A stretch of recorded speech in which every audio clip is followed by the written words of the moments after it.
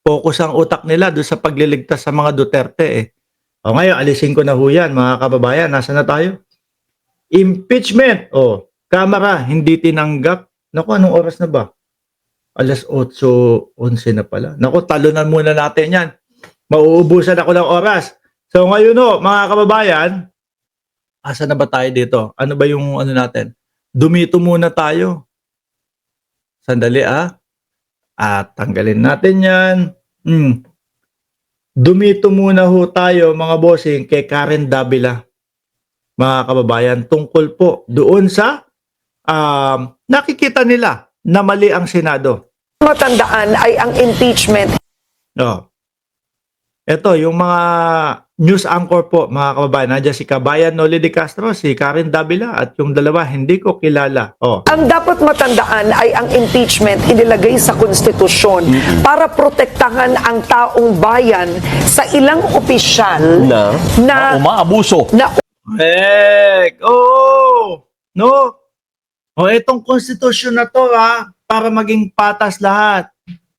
Ito, susundin ito upang sa ganon, sibakin ninyo yung mga umaabuso, sibakin ninyo yung mga politiko na hindi ipinapaliwanag kung saan dinadala ang pera ng bayan. Diba? Base dyan sa impeachment na yan, ang nakalagay, kapag ka may pumirma na 1/3 ng Kongreso, dapat dali-dali mo nang idalin yan sa trial. Pero hindi ho ganun ang nangyayari, mga bossing. Hindi po ganun ang nangyayari, mga kababayan. Ang nangyayari po ay kami ang nasa poder, kami ang senador, kami ang masusunod. Iba interpretasyon namin dyan sa konstitusyon na yan. Samantalang karamihan ang sinasabi, forthwith, shall forthwith. Dali-dali, agad-agad, dalin sa paglilitis, dalin sa trial. Kami ang nasa poder, eh. May magagawa ba kayo? Kung ano yung gusto naming interpretasyon dyan, wala kayong magagawa. Diba? Tapos ang sasabihin ng mga DDS, si Marcos Jr., ano yan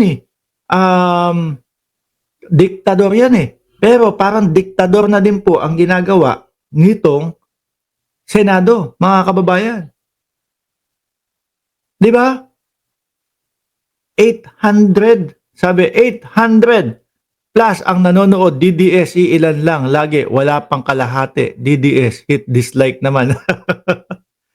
Tuloy. Umaabuso o lumabag sa kapangyarihan with certain parameters, diba? Yung betrayal, etc. Pero kailangan may trial. That's Kailangan matuloy yan.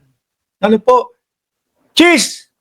Sabi nung mga dean, mga law professor, sabi nung mga law school, UST, San Beda, Lasal, Ateneo, pagkakaintindi nila, kailangan may trial.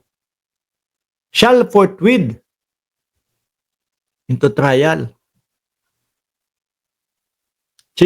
Yun ang pagkakaintindi ng nakakarami. Pero uulitin ko po, wala tayong magagawa kasi nga sila yung nasa poder. Sila ang magdedesisyon. Ang sabi na lang ni Cheese, irespeto daw natin yun.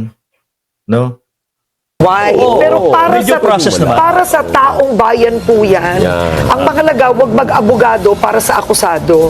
Yun. May abogado na po yun. Yun, narinig nyo? Diba? May abogado na sila. Hindi nyo na kailangan. Kayo, ang kailangan nyo, marinig ninyo. Umpisahan ang trial. Di po ba? Huwag na kayong mag-abogado. Huwag nyong sakupin yung trabaho ng iba. Kayo, judge na kayo. Senator, judge kayo. Sabi ng Malacanang, huwag nyong paglaruan ang saligang batas. Huwag nyong paglaruan ang konstitusyon ng Pilipinas. Oh. Kaya kailangan ng Senado magpaliwanag.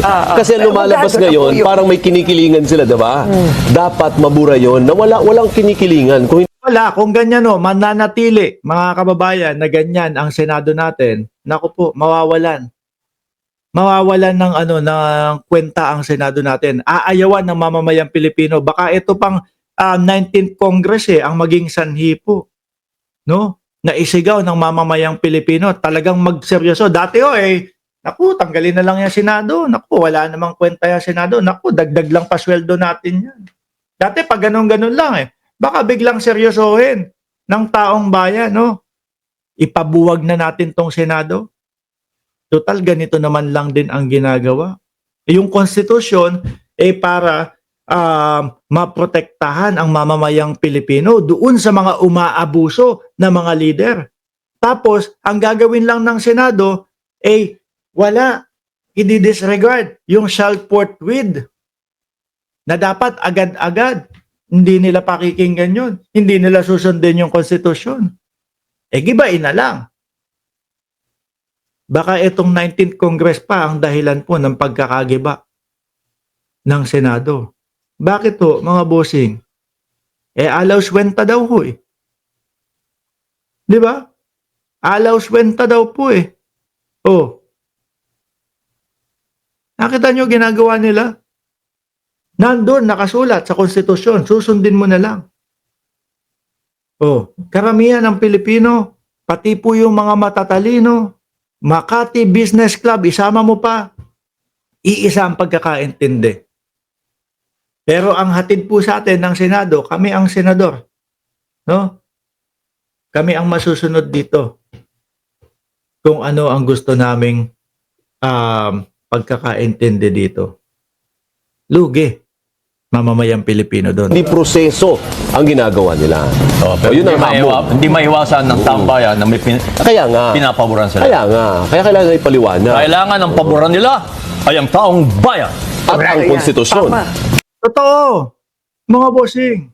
Kung ano ang pagkakaintindi ng taong bayan, kung ano ang sinasabi ng konstitusyon, yun ang susundin nila. Pero baka siguro may plano si Chis Escudero na meron akong bagong konstitusyon, Chis Constitution. No? At ito nga, ang forthwith 5 buwan.